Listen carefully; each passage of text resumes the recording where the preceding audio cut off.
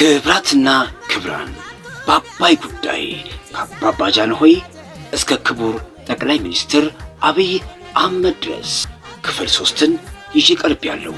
ይከታተሉ። ጠቅላይ ሚኒስትር መለስ ዜናዊን ባገኙት አጋጣሚ ስለ ግድቡ ለሚነሳላቸው ጥያቄዎች መሪዎች፣ ዲፕሎማቶችና ለዓለም አቀፍ ሚዲያዎች ሁሉ ኢትዮጵያ ግድቡን የምትገነባው የራሷን ኃይል ፍላጎት ለማሟላት እንደሆነ ይናገራሉ። ኢትዮጵያ ግብፅን የመጉዳት ፍላጎት እንደሌላት ደጋግመው ይናገራሉ። በጋራ ውሃውን እንጠቀም፣ እነሱ በአባይ ወንዝ እንደፈለጋቸው እየተጠቀሙና እያባከኑ ኢትዮጵያ ከውሃው አንድም ጠብታ ውሃ አትጠቀም ማለት ተገቢ አይደለም ይላሉ። ያረጀና ያፈጀ የቀኝ ግዛት ውል ኢትዮጵያ ፈጽሞ አትቀበለውም። ይህን ቀዶ መጣል እንደሚገባም ኢትዮጵያ ታምናለች።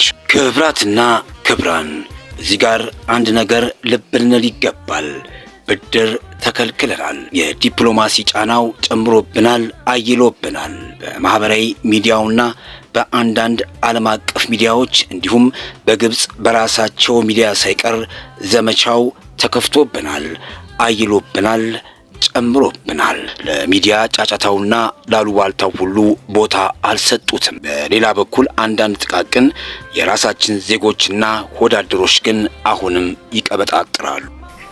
አንደኛው የኤንቫይሮንመንት ተቆጣጣሪ ሆኖ በማያውቀው ነገር ላይ ሲዘላብድ ፕሮጀክት ለማደናቀፍ ሲሞክር፣ ሌላኛው የፖለቲካ ተንታኝ ሆኖ እነዚህ ፕሮጀክቶች የፖለቲካ ፕሮጀክቶች እንጂ ኃይል ማመንጫ ፕሮጀክቶች አይደሉም ብሎ ሲተነትን፣ ሌላኛው የማክሮ ኢኮኖሚ ሊቅ ሆኖ ለኤሌክትሪሲቲ የምናወጣው ወጪ እንደዚህ አይነት ችግር የሚያስከትል ነው እያለ በየመንደሩ ሂስ ሲያደርግ ጆሮ ዳባ ብለን ስንሄድ ግን ኢትዮጵያና ሕዝቦቿ ወይ ፍንክች ያባ ቢላዋ ልጅ።